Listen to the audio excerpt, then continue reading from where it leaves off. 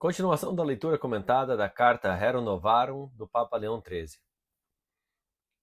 Proteção do trabalho dos operários, das mulheres e das crianças.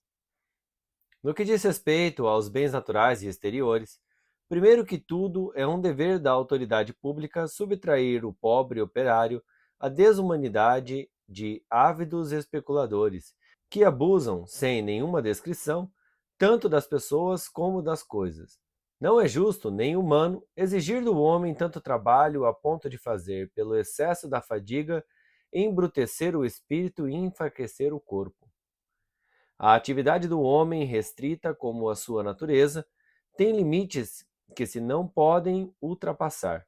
O exercício e o uso aperfeiçoam-na, mas é preciso que de quando em quando se suspenda para dar lugar ao repouso.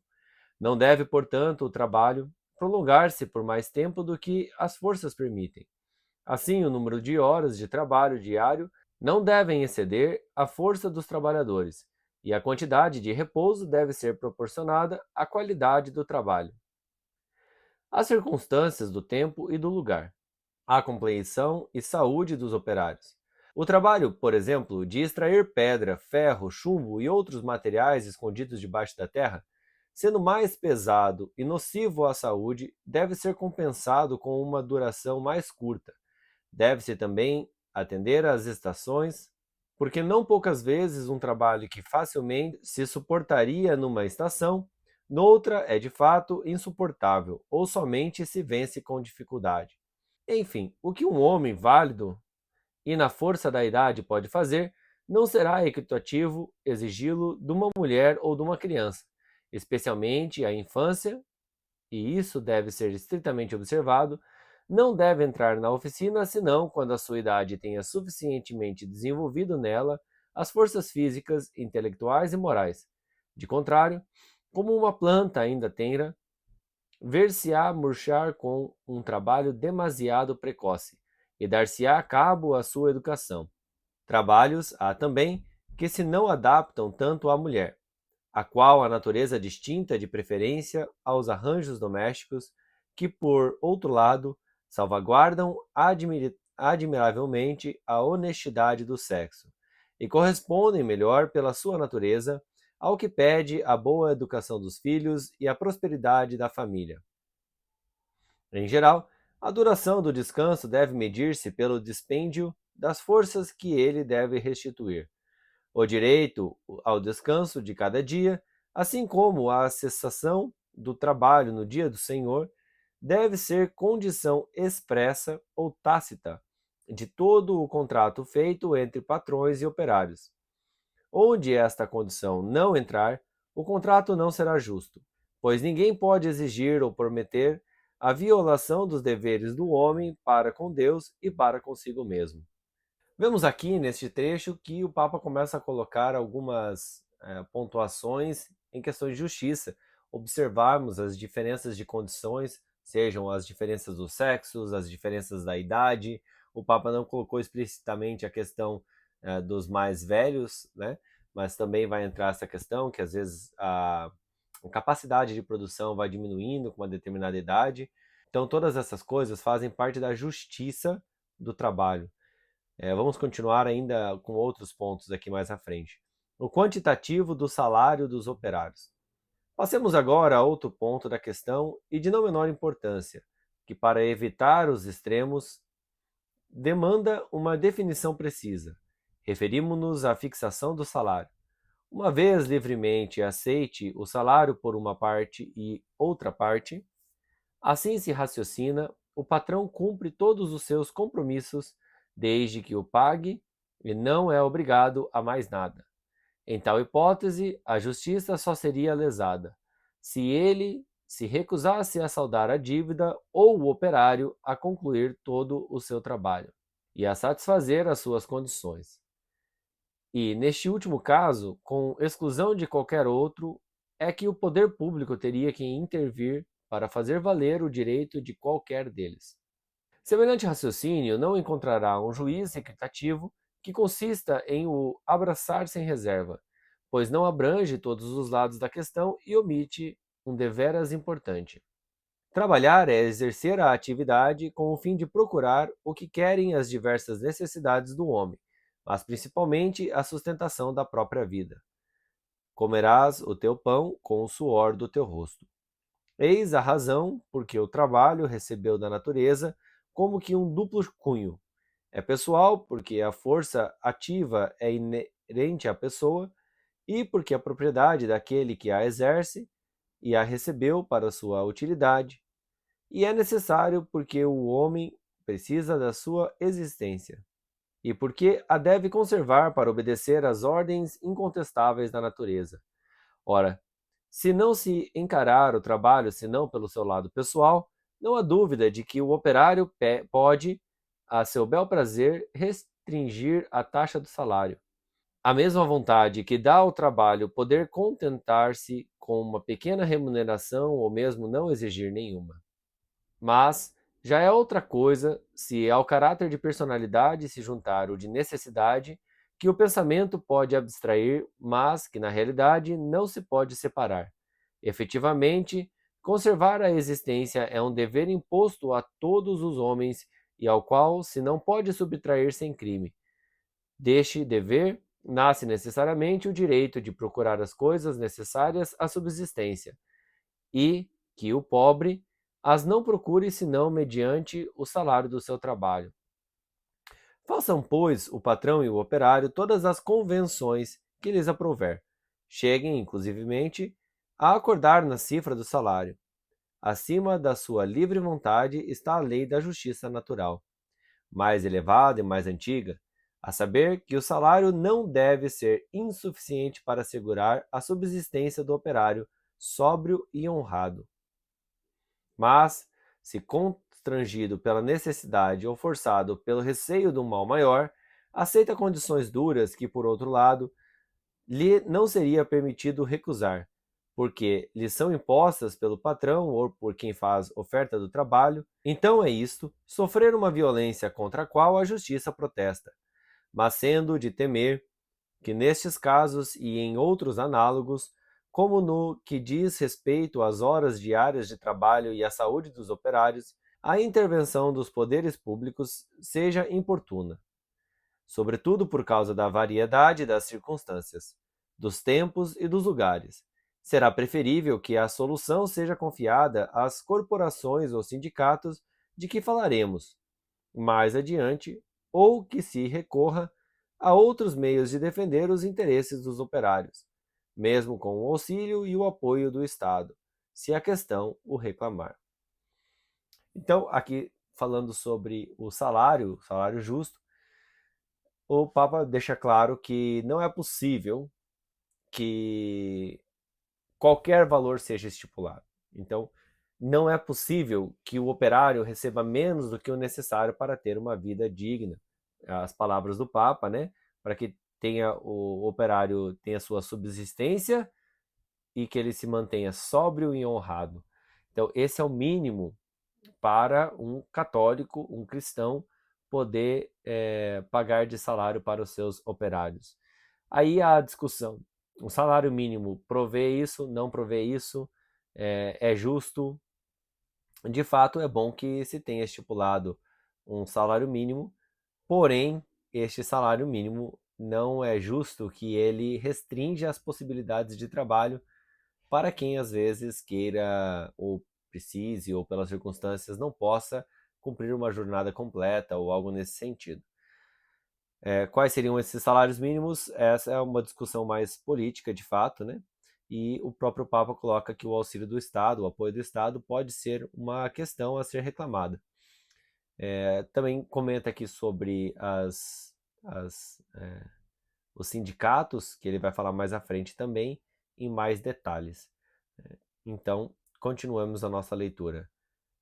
A economia como meio de conciliação das classes.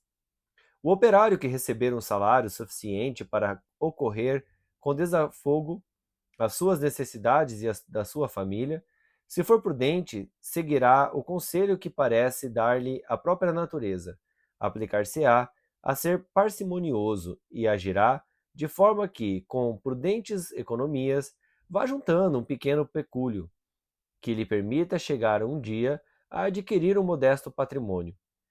Já vimos que a presente questão não podia receber solução verdadeiramente eficaz se não começasse por estabelecer como princípio fundamental a inviolabilidade da propriedade particular. Importa, pois, que as leis favoreçam o espírito de propriedade, o reanimem e desenvolvam, tanto quanto possível, entre as massas populares.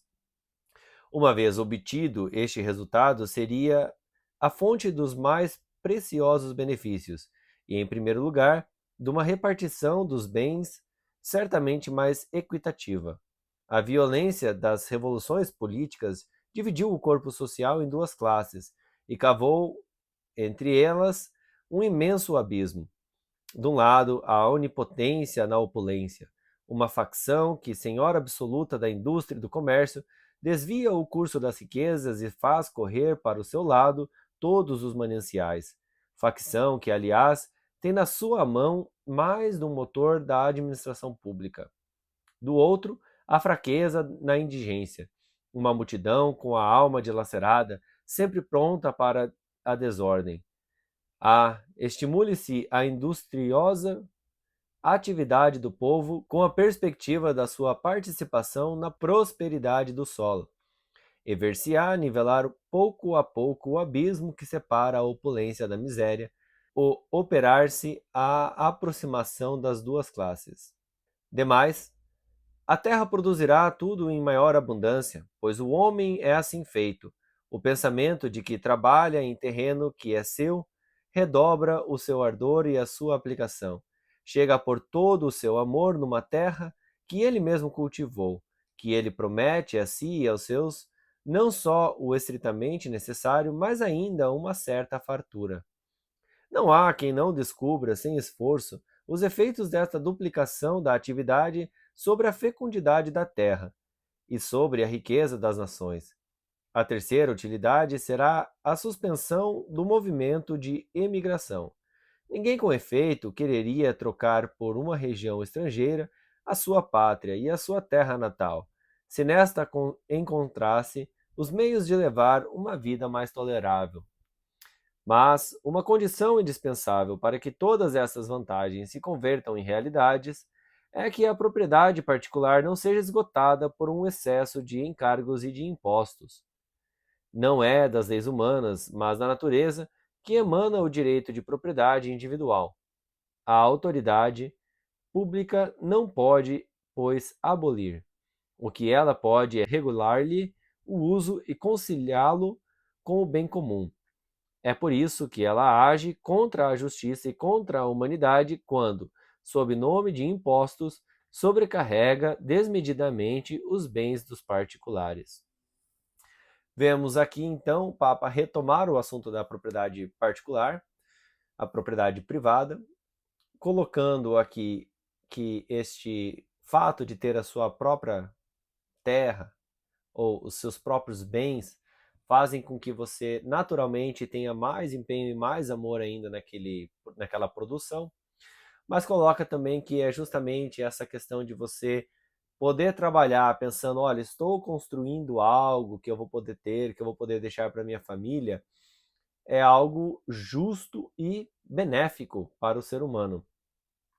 Claro que a gente não pode aqui confundir e pensar, como hoje se ensina muito na internet, que você precisa preparar a sua aposentadoria. Claro que é justo que você deixe algo para os seus filhos, claro que é justo que você tenha algo para te auxiliar na aposentadoria, mas tomando sempre o cuidado para não cair numa falta de tornar-se vaidoso, orgulhoso, no sentido de ninguém tem que cuidar de mim, eu mesmo vou cuidar de mim. Não preciso dos meus filhos para minha aposentadoria, eu mesmo vou me virar. Então isso pode muitas vezes ser uma atitude de orgulho. Então ter essa consciência, né? Fala aqui também da questão dos impostos e das formas de regular a propriedade privada. Então existe um certo limite, o Papa não coloca aqui em muitos detalhes quais são esses limites, sobre os impostos, sobre as regras de uso, mas coloca que é justo que existam algumas regras, por exemplo, um terreno de cidade não pode ser usado para atividade agrícola.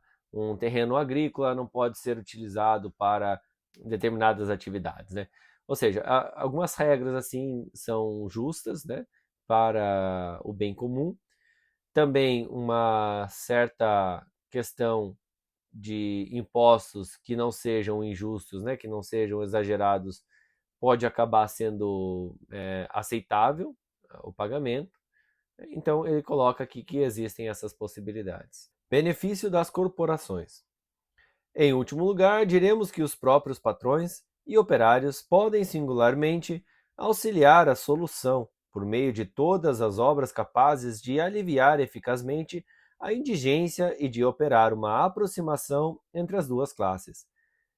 Pertencem a este número as associações de socorros mútuos, as diversas instituições devidas à iniciativa particular que tem por fim socorrer os operários, bem como as suas vítimas e órfãos, em casos de morte, de acidentes ou de enfermidades.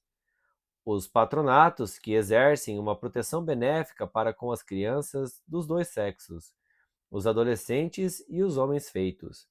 Mas o primeiro lugar pertence às corporações operárias, que abrangem quase todas as outras. Os nossos antepassados experimentaram por muito tempo a benéfica influência dessas associações, ao mesmo tempo que os artistas encontravam nelas inapreciáveis vantagens. As artes receberam delas novo brilho e nova vida, como a proclama grande quantidade de monumentos, sendo hoje mais cultas as gerações, mais polidos os costumes, mais numerosas as exigências da vida cotidiana. É fora de dúvida que se não podia deixar de adaptar as associações a estas novas condições.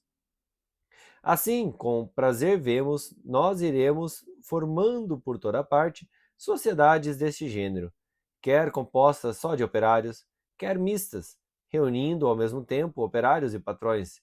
É para desejar que aumentem a sua ação. Contanto nos tenhamos ocupado delas mais de uma vez, queremos expor aqui a sua oportunidade e o seu direito de existência e indicar como devemos organizar-se qual deve ser o seu programa de ação. Agora que vamos começar a entrar em associações específicas, né, em modos de ações dessas associações. É claro que assim, é difícil querer dizer que o Papa Leão saberia, né, o Papa Leão XIII aqui, saberia o que estaria acontecendo hoje, como que essas associações, muitas delas foram apossadas, né, ou sequestradas por pessoas com interesses particulares, até mesmo por políticos. Então, essas que são questões muito sérias a serem tratadas. O problema é quando nós tentamos solucionar um problema da forma errada. Então, acabar com esses sindicatos não é a forma correta. Agora, elas devem ser, como o Papa Leão XIII apontou já na carta, livres associações, né? Elas não devem ser obrigatórias. Tudo que é obrigatório, a gente já sabe que então não deve ser tão bom, porque se fosse bom, não seria obrigado, né? Tudo que é obrigatório dá uma impressão de que não é muito bom, porque geralmente as coisas que são boas, que fazem bem, que são benéficas, não costumam ser impostas, né? Então, se as associações, os sindicatos são impostos ao operário, então será que realmente é bom? Por que é necessário obrigar os operários a pagar para participar dessas associações, que muitas vezes não vem qualquer resultado positivo para eles? Continuemos na carta. As associações particulares e o Estado. A experiência que o homem adquire todos os dias da exiguidade das suas forças obriga-o e impele-o a agregar-se a uma cooperação estranha. É nas sagradas letras que se lê a máxima: mais valem dois juntos que um só, pois tiram vantagem da sua associação. Se um cai, o outro sustenta-o. Desgraçado o homem só, pois, quando cair, não terá ninguém que o levante. E esta outra: o irmão, que é ajudado por seu irmão, é como uma cidade forte. Desta propensão natural, como de um único germe, nasce primeiro a sociedade civil. Depois, no próprio seio desta, outras sociedades, que por serem restritas e imperfeitas, não deixam de ser sociedades verdadeiras. Entre as pequenas sociedades e a grande, há profundas diferenças que resultam do seu fim próximo. O fim da sociedade civil abrange universalmente todos os cidadãos, pois este fim está no bem comum, isto é, num bem do qual todos e cada um têm o direito de participar em medida proporcional. Por isso se chama público, porque reúne os homens para formarem uma nação. Ao contrário, as sociedades que se constituem no seu seio são frágeis, porque são particulares, e são com efeito, pois, a sua razão de ser imediata é a utilidade particular e exclusiva dos seus membros. A sociedade particular é aquela que se forma com um fim particular, como quando dois ou três indivíduos se associam para exercerem em comum o comércio. Ora, pelo fato de as sociedades particulares não terem existência senão no seio da sociedade civil, da qual são como outras tantas partes, não se segue falando em geral e considerando apenas a sua natureza, que o Estado possa negar-lhes a existência. O direito de existência foi-lhes outorgado pela própria natureza, e a sociedade civil foi instituída para proteger o direito natural, não para o aniquilar. Por esta razão, uma sociedade civil que proibisse às sociedades públicas e particulares atacar-se-ia a si mesma, pois todas as sociedades públicas e particulares tiram a sua origem do mesmo princípio, a natural sociabilidade do homem. Certamente se dão conjunturas que autorizam as leis a opor-se à fundação de uma sociedade deste gênero. Se uma sociedade, em virtude mesmo dos seus estatutos orgânicos, trabalhasse para um fim em oposição flagrante com a propriedade, com a justiça, com a segurança do Estado, os poderes públicos teriam o direito de lhe impedir a formação, ou o direito de a dissolver, se já estivesse formada. Mas deviam, em tudo isso, proceder com grande circunspecção para evitar a usurpação dos direitos dos cidadãos e para não determinar sob a cor da utilidade pública alguma coisa que a razão houvesse de desaprovar, pois uma lei não merece obediência senão enquanto é conforme a reta razão e a lei eterna de Deus. Aqui apresentam-se ao nosso espírito as confrarias, as congregações e as ordens religiosas de todo gênero, nascida da autoridade da Igreja e da piedade dos fiéis. Quais foram os seus frutos de salvação para o gênero humano até os nossos dias? A história diz suficientemente. Considerando simplesmente o ponto de vista da razão, essas sociedades aparecem como fundadas com um fim honesto e, consequentemente, sob os auspícios do direito natural. No que elas têm de relativo à religião, não dependem senão da Igreja. Os poderes públicos não podem, pois, legitimamente, arrogar-se nenhum direito sobre elas, atribuir-se à sua administração. A sua obrigação é antes respeitá-las, protegê-las e, em caso de necessidade, defendê-las. Justamente o contrário é o que nós temos sido condenados a ver, principalmente nesses últimos tempos.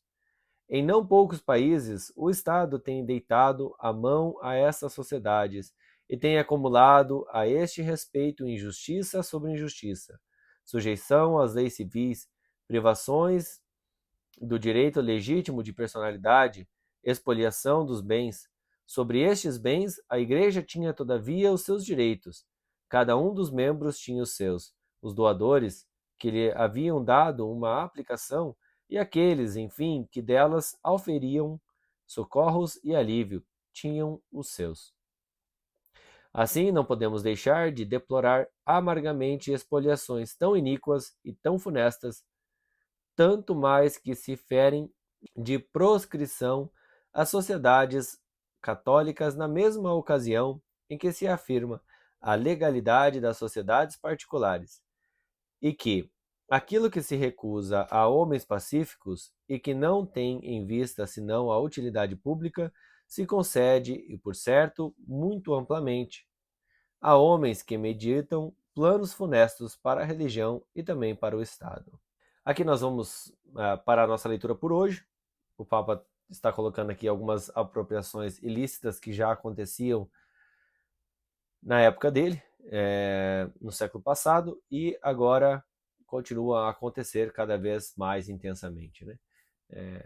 Fica aí esse ponto de meditação, de que o que nós, católicos, estamos fazendo para proteger as instituições, para proteger a cultura, protegermos a política, protegermos as instituições católicas, os sindicatos, enfim, todas as instituições. Te vejo no próximo vídeo. São José Operário, rogai por nós.